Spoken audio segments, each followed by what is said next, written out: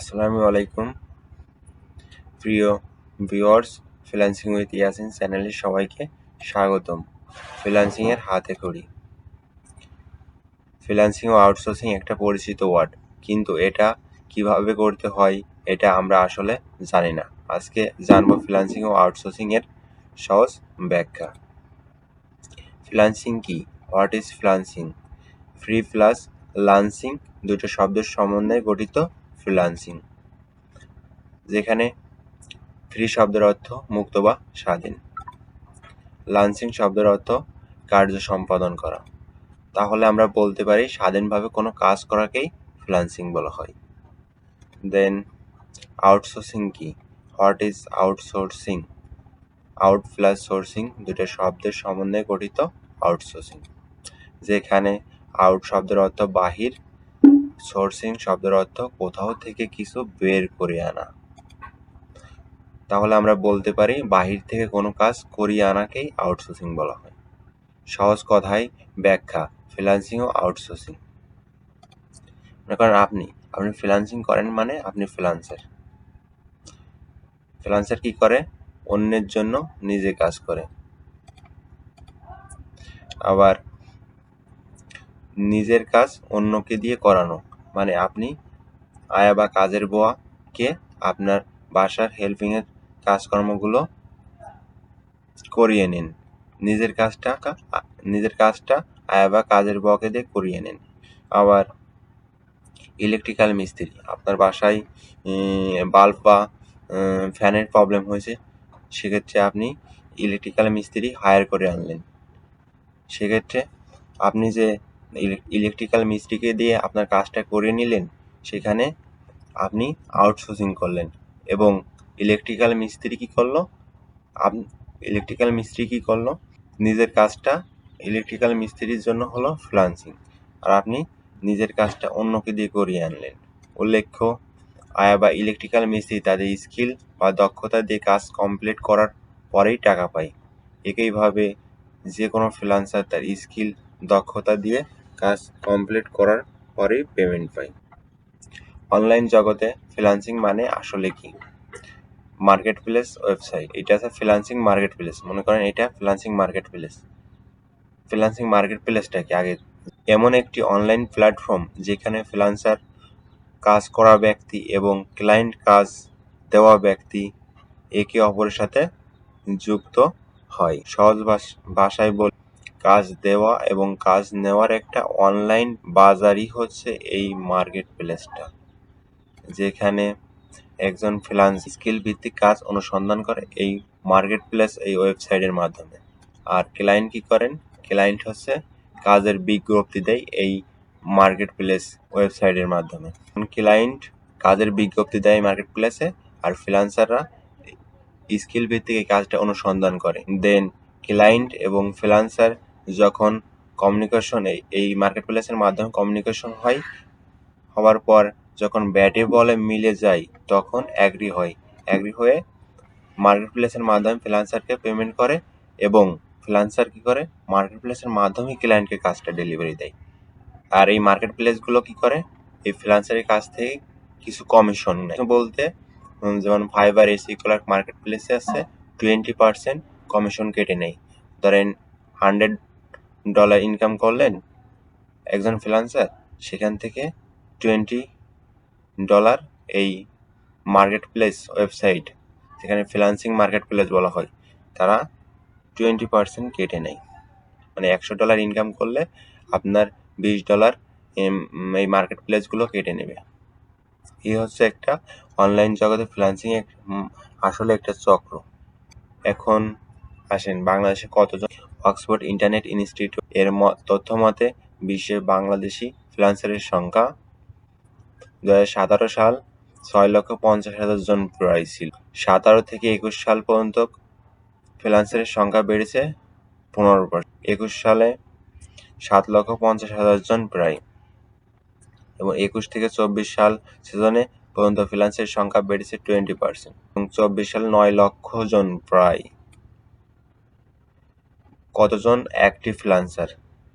মানে ফ্রিল্যান্সিং তো করতেছে অনেকেই, অ্যাক্টিভ ফ্রিল্যান্সার কতজন? BFDS এর মতে, মানে বাংলাদেশ ফ্রিল্যান্সার ডেভেলপমেন্ট সোসাইটির মতে, বিশ্বে প্রায় 1.5 বিলিয়ন মানুষ স্বাধীনভাবে কাজ করছে। বিশ্বে প্রতি বছর 600 বিলিয়ন মার্কিন ডলার লেনদেন হয়, মানে বোঝেন। এবং যুক্তরাষ্ট্র, ভারত, পাকিস্তান, ফিলিপাইন এবং বাংলাদেশ ফ্রিল্যান্সিংয়ে একটা অন্যতম, যেখানে বাংলাদেশ দ্বিতীয়তম স্থানে আছে ফ্রিল্যান্সিং সেক্টরে। 2025 সালে গণনা অনুযায়ী 41.67% অ্যাক্টিভ ফ্রিল্যান্সার। এবং ফ্রিল্যান্সিং সেক্টরে কমন কিছু কাজ ও সার্ভিসের ক্ষেত্রসমূহ, যেমন ওয়েব ডেভেলপমেন্ট। ওয়েব ডেভেলপমেন্টের subsector front end development, back end development, app development, WordPress development, Shopify, programming. এরপর আসেন অ্যাডমিনিস্ট্রেটিভ সাপোর্ট। এর সাবসেক্টর হচ্ছে data entry, virtual assistant, project management, website and social media management, web research. এবার freelancing সেক্টরে আছে graphic design. Graphic ডিজাইনের subsector আছে brand design, UI UX design, visual design, print design, digital illustration, image editing and manipulation.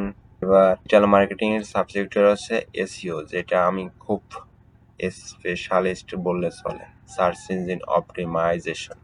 Social media marketing, search engine marketing, affiliate marketing, email marketing, e-commerce marketing, paid media marketing.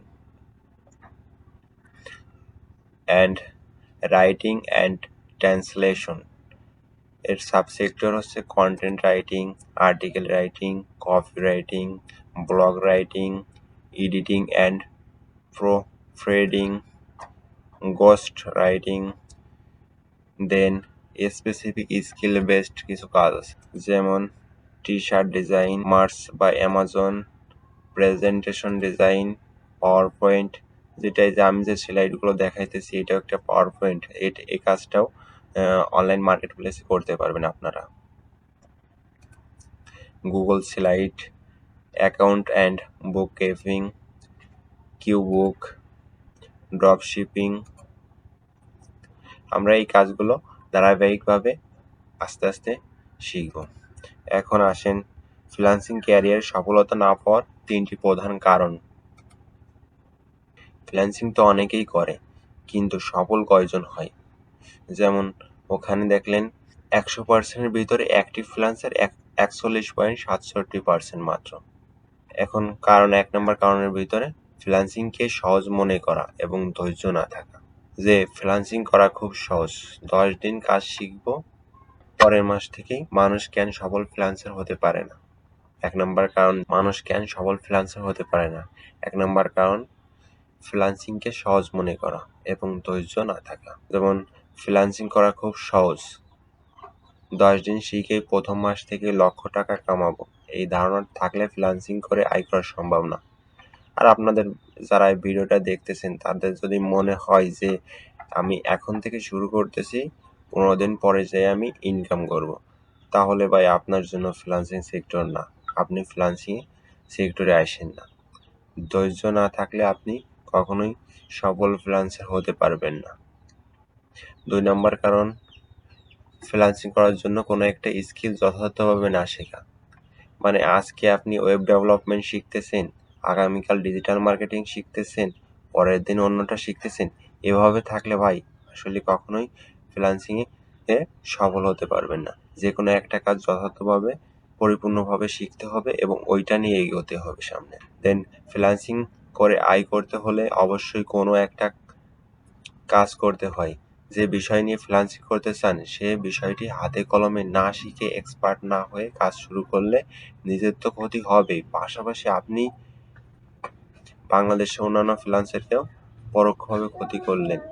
এটা কেমন পরোক্ষভাবে ক্ষতি করলেন? যেমন আপনি বাংলাদেশ থেকে location থেকে একটা ফাইবারে অ্যাকাউন্ট করলেন।